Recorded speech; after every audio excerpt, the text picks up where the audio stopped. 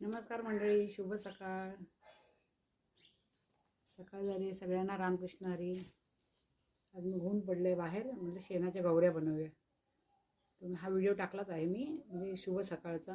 ते मी पाणी वर तापवते, तो तापवला आहे. आता हा व्हिडिओ टाकणार आहे, नक्की बघण्याचा प्रयत्न करा.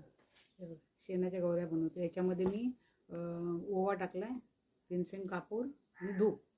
हा मच्छरसाठी चांगला. ह्या गौऱ्या असतात, मोठ्या मोठ्या आपण गौऱ्या करतो ना, त्या आहेत. आणि आपण जे धूप करतो ना छोटे छोटे, ते मी नंतर करणार आहे. हे गौऱ्यांचं बनवते. चला, तुम्हाला दाखवण्याचा प्रयत्न करते. व्हिडिओ शेवटपर्यंत नक्की बघा आणि चॅनलला लाईक शेअर सबस्क्राईब करा. चला, 2 मापाच्या करते मी. हे छोट्या करते आणि दुसऱ्या मोठ्या करते. मोठ्या मी याच्यामध्ये करणार आहे. हे रिंग कापलं आहे प्लॅस्टिकच्या झाकणाचं, आणि छोट्या साईजच्या करते. अशा एक एक टाकून अलगद उचलायचं. हे बघ,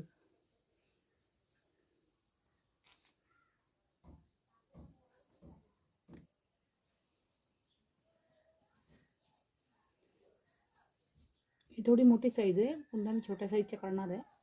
त्यासाठी असं छोटंसं रिंगण कापून घ्यावं लागेल प्लॅस्टिकच्या झाकणाचं.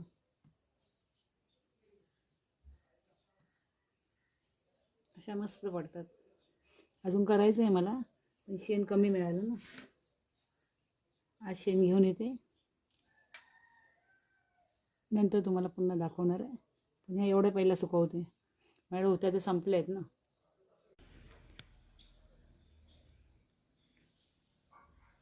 आता माझ्या एवढ्याच गौऱ्या झाल्या, कारण मी शेण कमी आणलं होतं. थोडं थोडं करायच्या आणि सुकवायच्या. तर वास पण इतका मस्त येतो ना, कारण त्याच्या आतमध्ये ओवा वगैरे आहे ना. माझ्या गौऱ्या करून झाल्या, सकाळच बसले. अजून आंघोळ करायची. म्हटलं हे काम करा, नंतर आंघोळ करूया. तर ह्याला खर्च काही जास्त येत नाही. फक्त ओवा घ्यायचा, धूप, कापूर, एवढ्याच गोष्टी घ्यायच्या. असेल तर आपल्याकडे कडुलिंबाचा पाला घ्यायचा. जे आयुर्वेदिक वस्तू आहेत ना, त्यासाठी तेवढं चांगलं. आता मला कडुलिंबाचा पाला मिळाला नाही. जेव्हा मुंबईला आलेला मी घेऊन येते. गाव असून सुद्धा गावात तो पाला मिळत नाही. शक्यतो झाडं कमीच असतात. त्यामुळे ह्याच्यात जास्तीत जास्त मी ओवा टाकलेला आहे.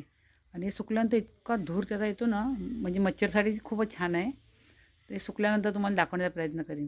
आता मी या गौऱ्या केलेल्या कशा वाटल्या मला कमेंट करून नक्की सांगा. ह्याला मेहनत काही जास्त नसते. विकत आणण्यापेक्षा स्वतः घरी करून वापर चांगला आहे ना. विकत घ्यायला तर एक काडी 10 रुपयाला मिळते. तशा असं केल्यानंतर आपण आपला उपयोग करायचा. हे आपल्या हातात आहे. मेहनत करणं आपल्या हातात आहे. ह्या गोष्टी करणं आपल्या हातात आहे. मी मुंबईच्या असून सुद्धा या गोष्टी करते. गावातले लोक मला विचारतात, हे काय करतेस, हे काय करतेस. ह्या गोष्टीसुद्धा त्यांना माहिती नाही की हे काय आहे. मी दिलं होतं सॅम्पलला कोणा, म्हणून त्यांना आवडलं. ठीक आहे, आता मी माझ्यासाठी करते. आता 3-4 दिवस जाणार सुकायला.